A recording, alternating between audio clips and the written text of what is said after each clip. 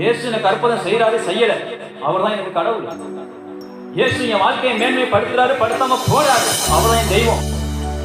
சரி, அந்த தெய்வம் எப்படிப்பட்டவர், அவர் உங்களுக்கு என்ன வேணும் அப்படின்னு கேட்டா நம்ம என்ன சொல்லுவோம்? அவர் என்னுடைய கடவுள், அவர் என்னுடைய தெய்வம் அப்படின்னு சொல்லுவோம்.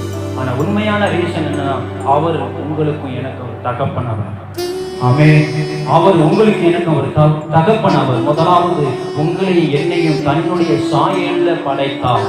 தன் ரூபத்தின்படி, சரீரத்தின் அளவின்படி நம்மளை படைத்த ஆண்டவர். அல்லேலூயா. அவருடைய பிள்ளைகளா நம்ம இருக்கிறோம். கண்கள் திறக்கப்படணும். தகப்பனுடைய சத்தத்துக்கு பிள்ளைகள் செவி கொடுக்கணும். தகப்பனுடைய வார்த்தைக்கு கீழ்ப்படியணும். தகப்பனுடைய கண்டனத்துக்கும் கடிந்து கொள்ளுதலுக்கும் அடங்கி இருக்கணும். அதுதான் தேவ பிள்ளை. அந்த பிள்ளை தான் கர்த்தரால் ஆசீர்வதிக்கப்பட முடியும். ஆமென். அல்லேலூயா, அல்லேலூயா. கண்கள் திறக்கப்படணும். சபைக்கு போறதுனால நம்ம தேவ பிள்ளையா இருக்க முடியாது.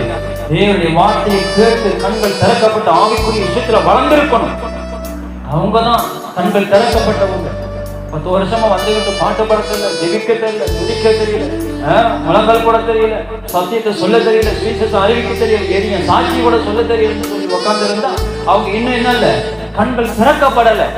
இன்னும் தேவனை பற்றிய சரியான அறிவு ஞானம் அவங்களுக்கு இல்ல. தேவனை பற்றிய அறிவு, தேவனை பற்றிய ஞானம் அவங்களுக்கு கிடையாது. வரலாம், போகலாம், வந்தாலும் எழுந்திரிக்கலாம், அவ்வளவுதான். ஆனா அவர்களுக்கு தேவனை பற்றிய அறிவு, தேவனை பற்றிய ஞானம் இல்லை. தேவனை பற்றி உற்று நோக்கி நீங்க பார்க்கணும். ஹல்லேலூயா. வசனத்தை வாசிக்கிறோம். கண்கள் திறக்கப்படணும். நீங்க அப்படியே கற்பனையில கண்ணை மூடிட்டு பார்க்கணும்.